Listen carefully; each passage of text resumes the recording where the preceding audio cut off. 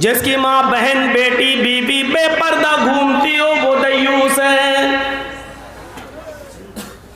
सिर्फ चौपाटियों पर घूमे वही नहीं, मज़ारों पे घूमे वही नहीं, बाजारों में घूमे वही नहीं, मार्केटों में घूमे वही नहीं, नुमाइशों में घूमे वही नहीं।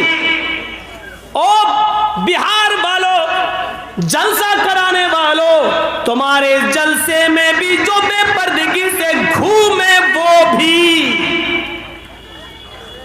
सरों से साड़ी के पल्लू गिरे हुए, बाल खुले हुए, बाहें खुली हुई,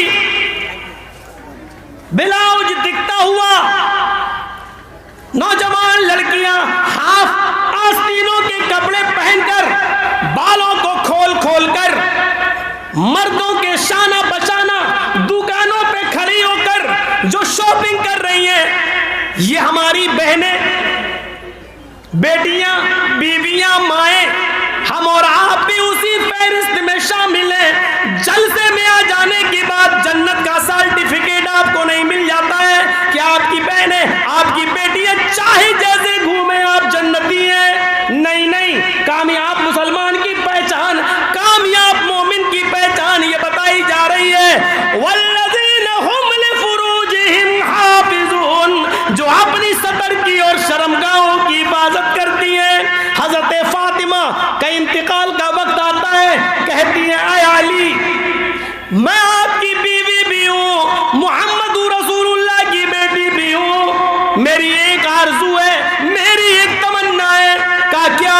ऐ अली, मेरा इंतकाल हो जाए अगर इस बीमारी में तो मुझे कफना देना, कफन से उड़ा देना और छिपा देना गुस्ल देने की बात। और ऐ अली, मुझे दिन में दफन न करना, कब्रिस्तान की तरफ लेकर जाओ तो मुझे दिन के उजाले में मत ले जाना, मुझे रात के अंधेरे में इशा की नमाज के बाद मुझे कब्र में दफन करना। हजरत अली ने पूछा ऐसा क्यों? कहने लगी ऐ अली, मैं नहीं चाहती मेरे इंतकाल के बाद, मेरे मरने के बाद, मेरे इंतकाल के बाद मेरे जिस्म पर पड़े हुए कफन पर भी किसी गैर मर्द की नजर पड़े, किसी गैर की नजर पड़े, मेरे मुर्दा जिस्म पर पड़े हुए कफन पर भी किसी गैर मर्द की नजर पड़े, मैं नहीं चाहती हूँ। ये मोहम्मद रसूलुल्लाह की बेटी का पर्दा था। हमारी बेटियां जलसों में क्या कर रही हैं, हम अपना पर्दा देखें, कौन जिम्मेदार है इसका?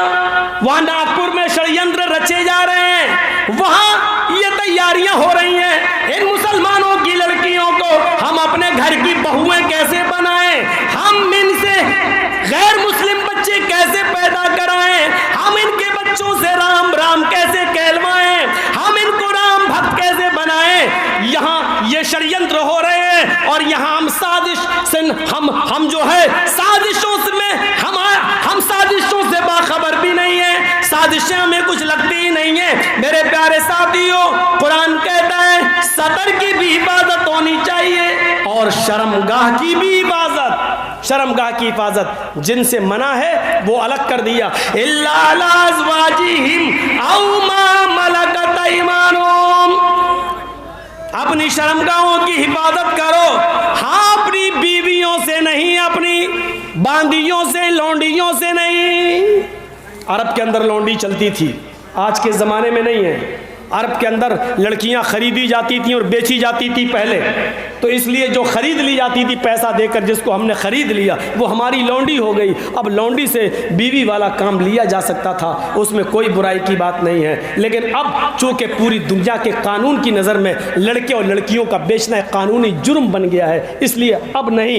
उस ज़माने में जब लड़कियाँ खरीदी और बेची जाती थी ये आयत नाजिल होती है, लिहाजा दो यानी एक तो अपनी बीवी से अपनी शर्मगाह की हिफाजत नहीं कर सकते, नहीं करो, और लौंडी से, इन दो की इजाज़त दे दी गई। इनके साथ अगर नहीं करते हो तो कोई हर्ज नहीं, लेकिन इनके अलावा फमन इब्तगा वरा ज़ालिका फउलाइका हुमुल आदून, अगर इसके अलावा कोई दूसरा रास्ता अख्तियार किया, बीवी को छोड़कर कोई दूसरा रास्ता इख्तियार किया, तो तुम ही हद से आगे गुजरने वाले हो, हद से आगे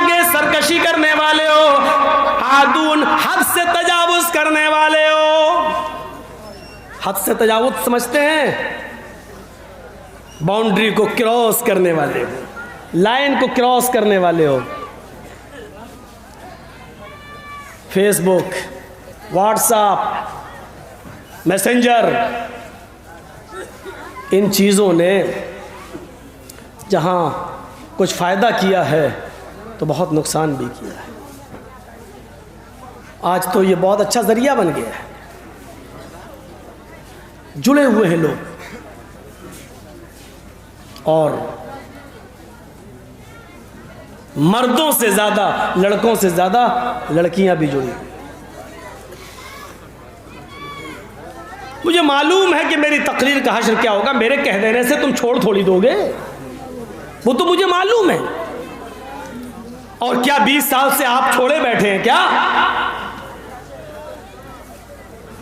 लेकिन बताना मेरा फर्ज है, बता रहा हूं, नुकसान भी हुए। लेकिन हमें सोचना है। इमाम इब्ने सीरीन का नाम सुना है? अल्लामा इब्ने क़य्यिम ने अपनी किताब सिफ़तुस सफ़वा के अंदर नकल किया, बड़ा मशहूर वाक़या। इमाम इब्ने सीरीन रहमतुल्लाह अलैह, मायानाज़ बुज़ुर्ग, कपड़े का काम करते थे। कपड़े का काम, फेरी समझते हैं ना?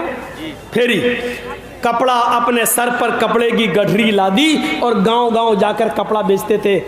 कपड़ा लोग बुलाते थे, जरा कपड़ा दिखाओ, हाँ पसंद आया तो ले लेते थे। इमाम इब्ने सीरीन कपड़े का काम करते थे। उन्हीं के इलाके, उन्हीं के गांव से सटा हुआ दूसरा गांव था, वहां एक बेवा औरत रहती थी।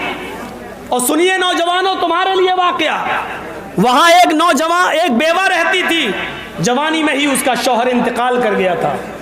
उसकी लौंडियों को, उसकी खादिमाओं को अपनी मालिकन की नीयत बद का पता था कि हमारी मालिकन बदचलन है, बैड कैरेक्टर है, मालूम है।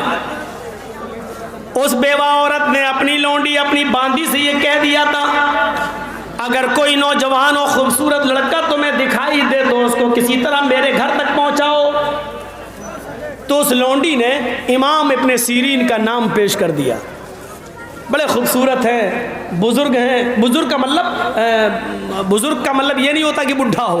बुजुर्ग का मतलब इल्म के अंदर बुजुर्ग हैं, बड़े हैं, बहुत पहुंचे हुए आदमी हैं, और है बहुत खूबसूरत, और कपड़े का काम करते हैं। तो कहा ठीक है, उनको कपड़ा ये कह दीजिएगा कि तुम, हमारी मालिकन आपसे कपड़ा खरीदेगी।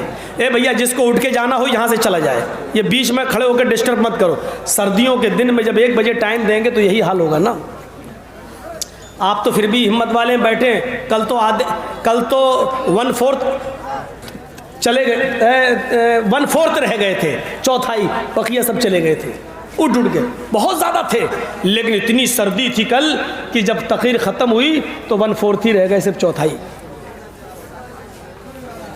सुनिए, उसकी मालिकन ने कहा कि उनको लेके आओ और कह देना कि मेरी मालिकन कपड़ा खरीदेगी। इमाम इब्ने सीरीन जब उस गांव से गुजरे तो उस बेवा की खादिमा ने, बांदी ने कहा कि हमारी मालिकन आपसे कपड़ा खरीदेगी, वो आपको बुला रही है अपने घर के अंदर। ये जाते हैं कि चलो कपड़ा खरीदना तो अच्छी बात है, चले, मैं तो कपड़ा बेचता ही हूँ, चले गए। घर आ गया, दरवाज़ा खोला, बांदी ने, लौंडी ने कहा देखिए मेरी मालिकन है, उनके कमरे में मेरी एंट्री नहीं है, आप जाइए, मैं यहीं तक हूँ।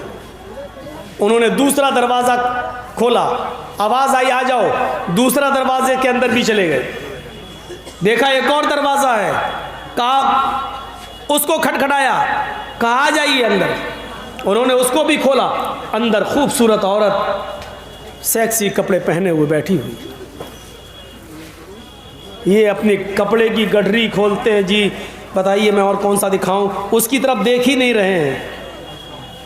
नेक आदमी सीधे साधे, हाँ ये देखिए। अब वो देख के कहती हटाओ ना, अरे सुनो ना,